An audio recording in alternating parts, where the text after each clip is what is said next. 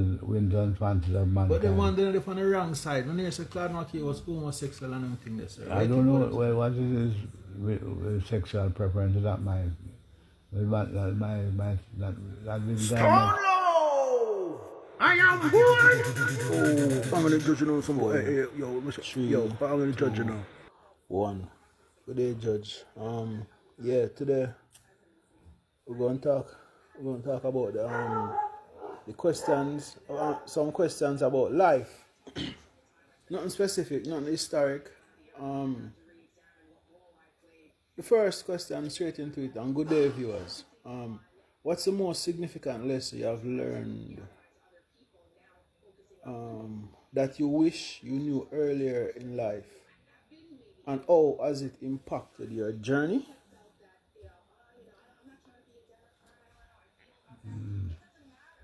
A difficult question, actually, because as you progress in life, you remember the moment that had gone by and the mistakes you had made, that not grasping the opportunities that were available to you. And the more you look back, the more you see.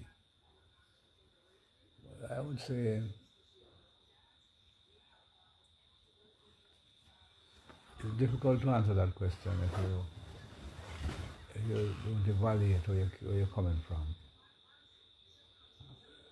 Like me, who grew up without a father, I grew up more or less with my grandparents, who weren't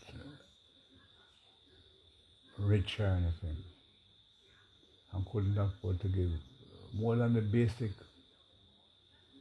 It's difficult to evaluate what had passed you that you could have grasped. You didn't, apart from education, which it also has its limitation. Yeah. So I would say when you look back, you try to evaluate your life and be thankful of how we have reached. Thankful for the opportunities that were available. I thank God for what you grasp, held on to, and propelled you to a different space. But if you live in the regretful mode, it can also be quite harmful to you in the future. Yeah. So you have to just press along. Look for the next question. How do you think we can create a world where people of all ages and backgrounds can come together, share their stories, and learn from each other's experience? You don't have to go far to look for that, Yeah? The holy books, the Quran, the Bible, are examples of mankind living together. Yeah?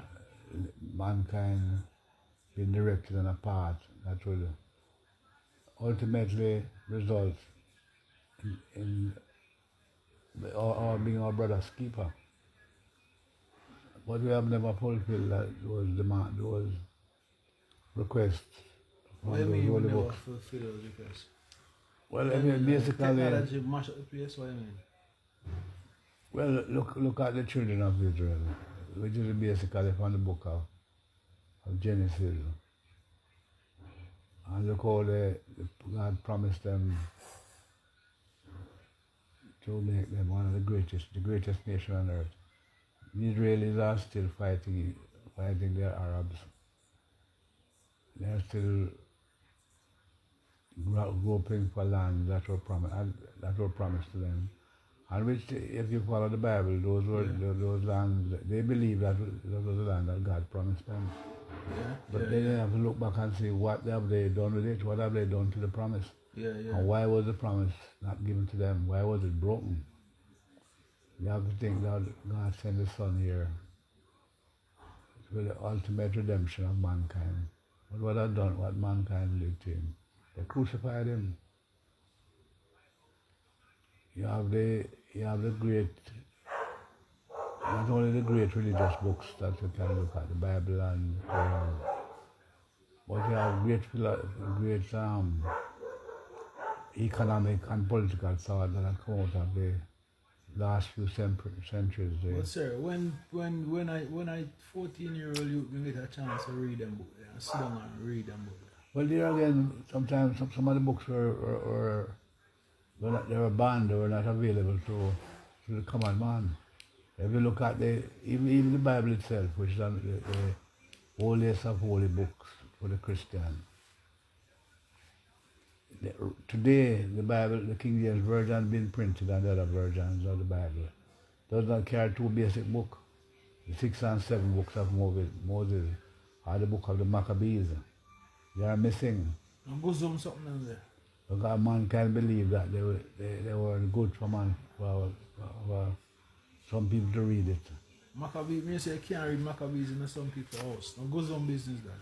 No, I read the Maccabees. The Maccabees is the story of a family, the Maccabees, Julius Maccabeus, who fought against the Babylonian captivity. But basically the rulers who were around when the Bible was being written, Yeah. they don't put those books in the Bible. Why? Because they're not good, they weren't there for the edification of mankind. Might turn them into something different. Just like the book of Manifesto of the Communists, of communism. They say, although the thoughts of Marx and Engels, they say, don't want the young people to read it because they're revolutionary books. They might interpret them in a way that was detrimental to the rulers. Speaking of human nature, as someone who has seen the best and worst of human nature, what advice would you give to those struggling to find hope and positivity in a chaotic world?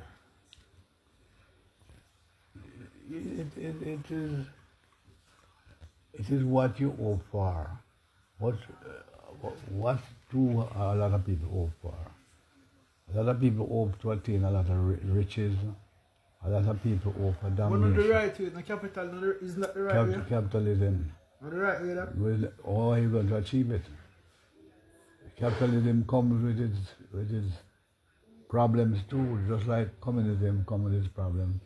Capitalism comes with its problem because it's going to mean the domination of one sector of the economy. Then also the youth then scam because them tired for your purse, so them scam and get the money and big like everybody else. They believe on the short way out, which is not necessarily the good. The short way out is not really the good way. But which way are the long way? And why is there a long way? And some people, you know? Yeah, if you follow the basic tenets of the Bible has, in Exodus 20, is written what we call the 10 Commandments. And this is the only part of the Bible that God wrote himself. Yeah, but when a 14-year-old you can get a chance to sit down. Then when I was 14 years old, I would have read the 10 Commandments. When I was going to school, you have to come out, you have to memorize them. The first to the 10 But Commandments. Bible can't even preach in a school now. Yeah, because mankind believes so well then that is detrimental to their aims and objective. What a roadblock that for the youth them. No, youth. This is the problem when mankind decides that he is going to get up. Like Marx or Engels or whoever. They decide they're going to write a philosophy that's going to lead the world. And they put their thought and aspiration into that book. Yeah, but man say, sir, a youth who a try, who say, boy, I want the good enough. Him don't know nothing good further than church. No, but... And him they even get a chance to go to church and go work the night shift on security guard work. Well, look at it this way. If you want good, you can get good. If you want bad, you can get bad. Yeah. A lot of people have faced a lot of problems and has come out victorious. Okay. Some of them some of what you call the scums of the earth. Speak And they have managed to rise out of the poverty and disappointments, miseducation and everything, and succeed. How do they stay motivated and inspired They have to inspire to make them. a difference? How them do that? They have to inspire themselves. They have to inspire themselves. There's a little book that is not promoted, written by a black man, called Gifted Hands. The story of Benjamin Carson. Benjamin The Carson. doctor man. In the president. Okay. He actually stabbed a boy, and the knife blade broke because when it touched the boy, belt buckle. And he went home and sat down in his bathroom, considered his life and changed it. Because he was on the wrong, he was living on the wrong side of the track. And how he was growing up was the wrong way. So he from the thought of him not killing that little boy, he changed his way and became the foremost neurosurgeon in the world.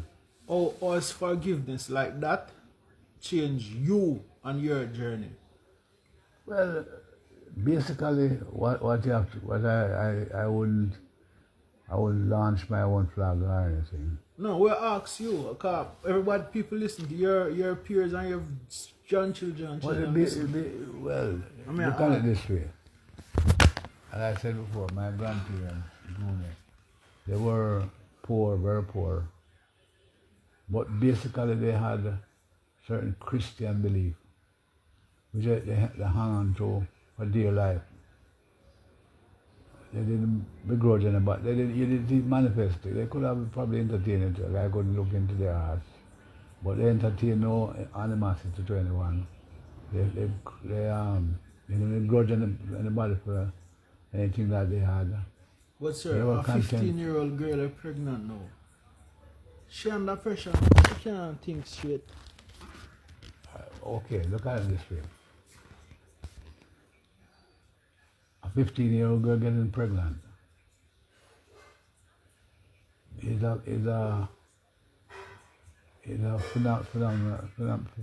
phenomenon that is common to most countries in the world today.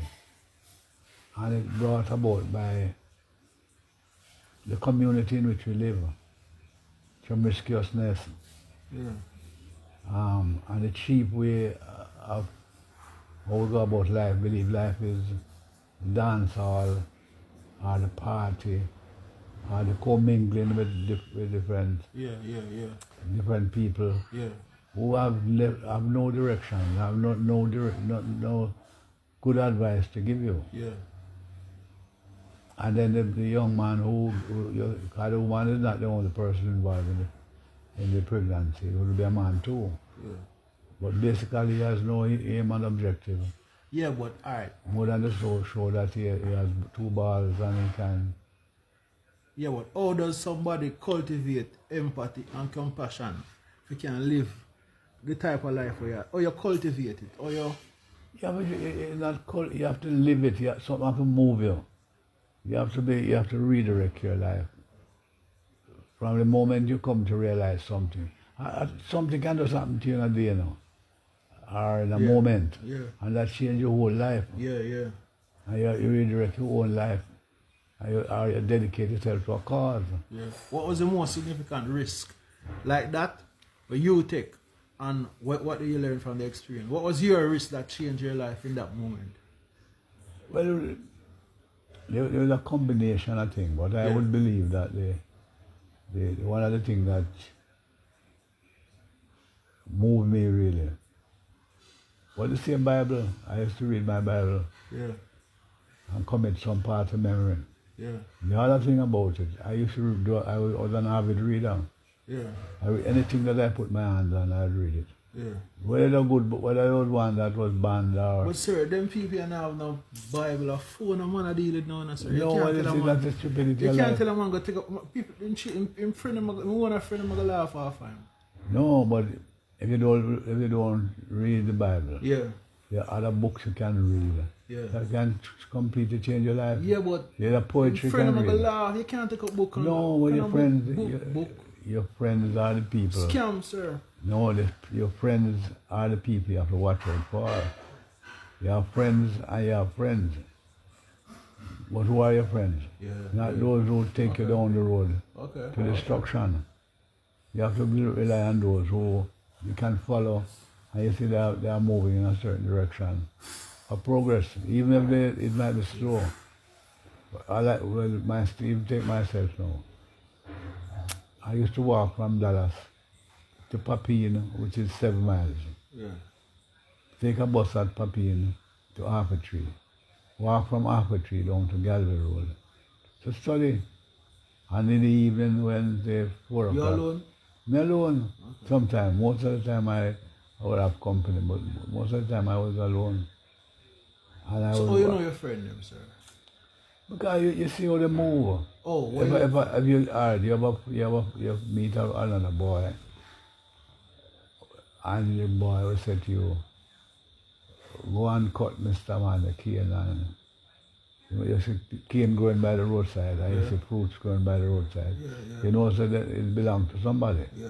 He will encourage you to go and break the man cane or cut the man cane.